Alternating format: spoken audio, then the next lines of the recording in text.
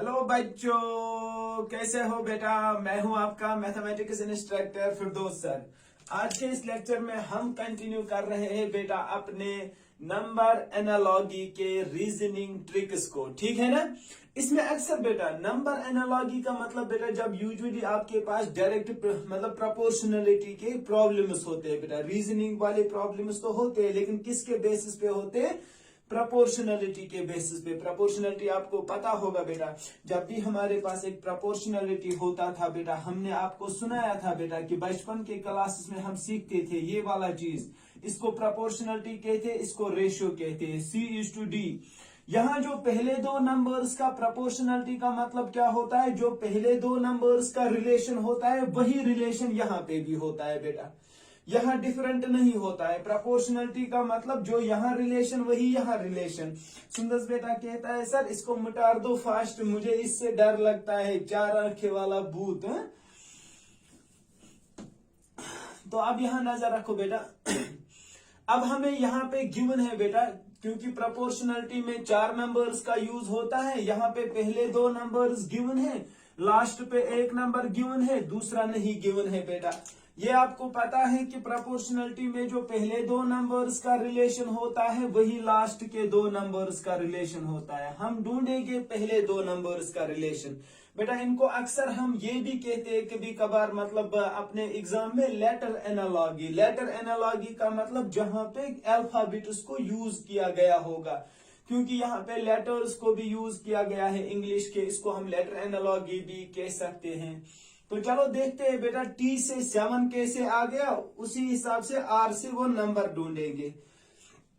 हम अल्फाबेट्स को पहले लिखेंगे बेटा, A B C so on up last पे TUVWXYZ। अब सब बच्चों को ये याद है बेटा, अगर हम यहाँ से 1 से स्टार्ट करेंगे बेटा, यहाँ लास्ट वाला जो अल्फाबेट Z है वो 26 आता है। ये हो गया एज इट इज बेटा, अगर आप सीधे ऑर्डर में जाओगे, ठीक है ना।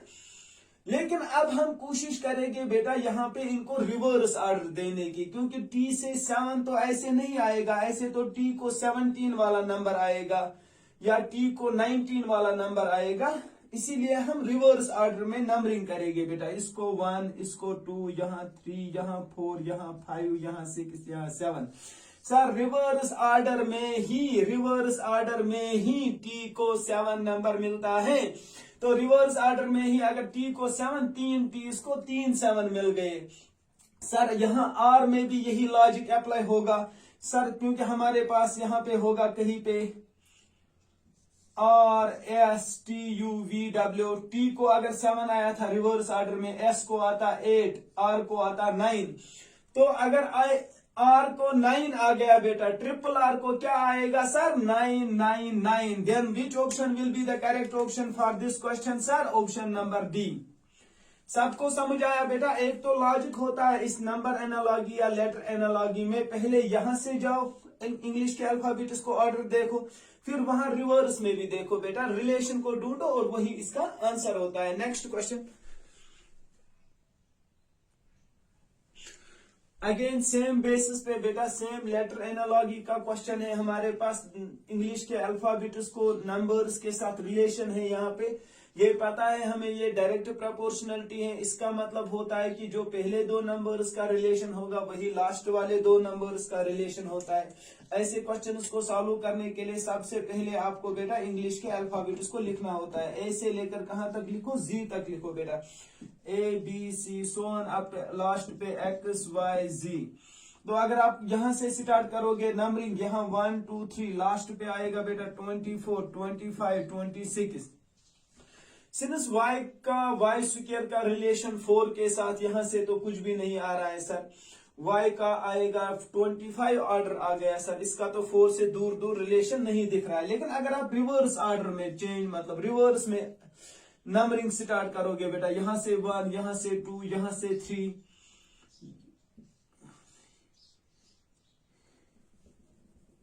बाकी नंबर्स भी लिखते हैं।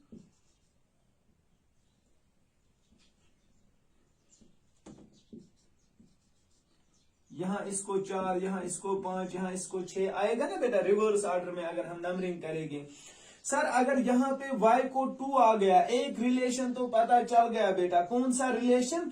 शायद अगर यहाँ y का स्क्वायर लिया, y को नंबर कौन आ रहा था 2, तो 2 का स्क्वायर, ऐसा हो सकता है ना बेटा? क्योंकि सिंस y का यहाँ पे कितना वैल्यू आ गया, रिवर्स ऑर्डर में y का आ गया 2, जरा स्क्वायरिंग बोथ साइड से करो, यहाँ से स्क्वायरिंग, यहाँ से भी स्क्वायरिंग, 2 का स्क्वायर 4। समझ आया कि नहीं आया? यासिर बेटा अच्छे से समझ आया ना? जुनेद बेटा तो फिर बोलो v स्क्वायर का क्या वैल्यू होगा? सिंस रिवर्स ऑर्डर में सर v का वैल्यू आता है हमारे पास 5, v स्क्वायर का आएगा 5 का square, which is equal to 25। Then which one option will be correct? Mubashir बेटा कौन सा ऑप्शन करेक्ट होगा? Option number C, that is 25 will be the correct answer for this question. Next question,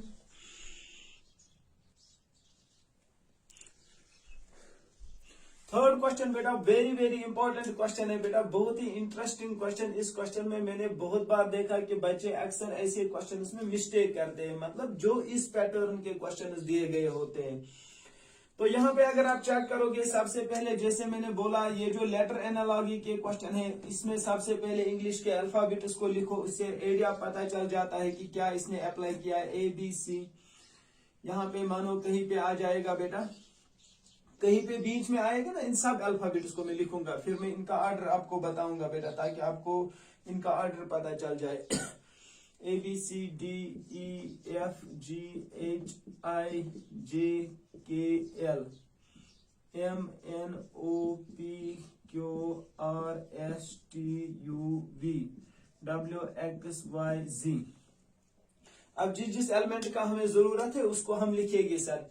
एक तो हमें B का जरूरत है, इसको 2 आता था, फिर और किसको जरूरत है 2, यहाँ पे 3, यहाँ पे 4, यहाँ पे 5। E भी हमें जरूरत है, E को 5। नेक्स्ट हमें कौन सा जरूरत है?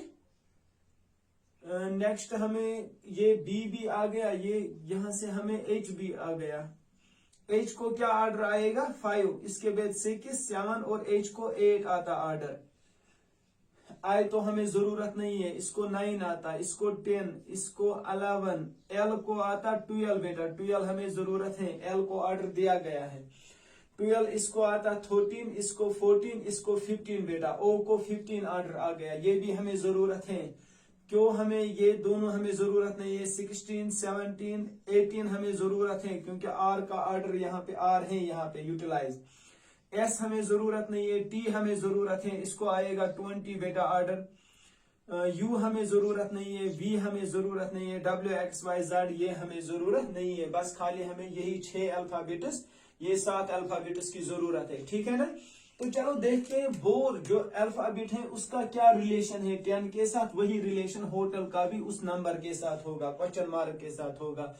तो पहले बोर को देखते हैं बेटा, ये जो हमारे पास BORE है सर, बोर का तो 2 है, बोर का मैथमेटिक्स में जो नंबर मिलता है 2 है, O का जो मैथमेटिक्स में नंबर मिलता है 15 है, R का जो मैथमेटिक्स में नंबर मिलता है 18 है, और E का मैथमेटिक्स में जो नंबर मिलता है 5 है।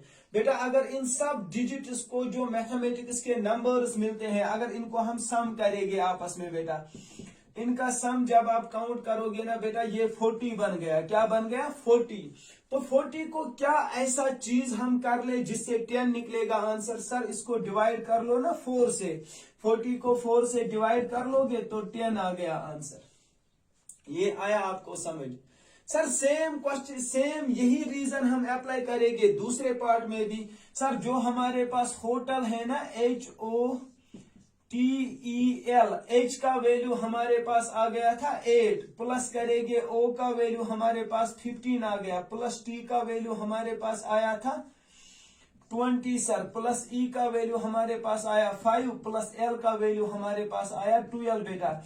इन सब डिजिट्स को जब आप सम करोगे बेटा, इन सब डिजिट्स को जब आप सम करोगे, ये 20, ये भी 20, ये भी 20, ये बन गया 60 बेटा। ये कितना बन गया? 60। अक्सर बच्चों ने इसको फिर यहां से 4 से डिवाइड किया है, 4 से डिवाइड किया है तो इनको आंसर निकला था यहाँ पे 20, विच इज नॉट बेटा, which is not it is correct answer.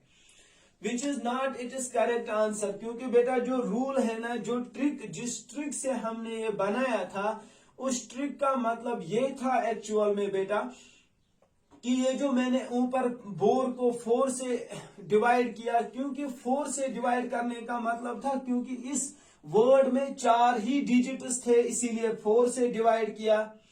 लेकिन इस वर्ड में कितने डिजिट्स हैं बेटा? इस वर्ड में सर 5 डिजिट्स हैं, तो हमें यहाँ 60 को किससे डिवाइड करना है? 5 से। जब आप 60 को 5 से डिवाइड करोगे आपके पास बेटा 12 मिलेगा आंसर। कितना मिलेगा?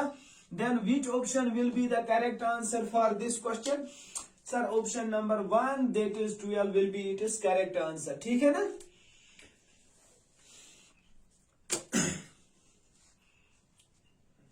Next question. फाइनली बेटा जैसे अपने हर एक लेक्चर में एक क्वेश्चन में आपके लिए रखता हूं, यहाँ पे इस लेक्चर में भी बेटा मैंने क्वेश्चन नंबर 4 आपके लिए रखा।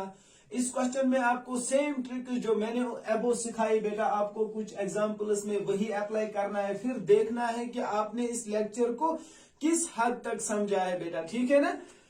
फिर जो भी आपका आंसर आता है अपना, जब आप प्रैक्टिस करते हो जो भी आंसर आएगा वो आंसर आपको मेरे कमेंट बॉक्स में लिखना भूलना नहीं है बेटा। अपना आंसर जरूर मेरे कमेंट बॉक्स में लिखना। Thank you for watching the whole video. खुदा हाफिज।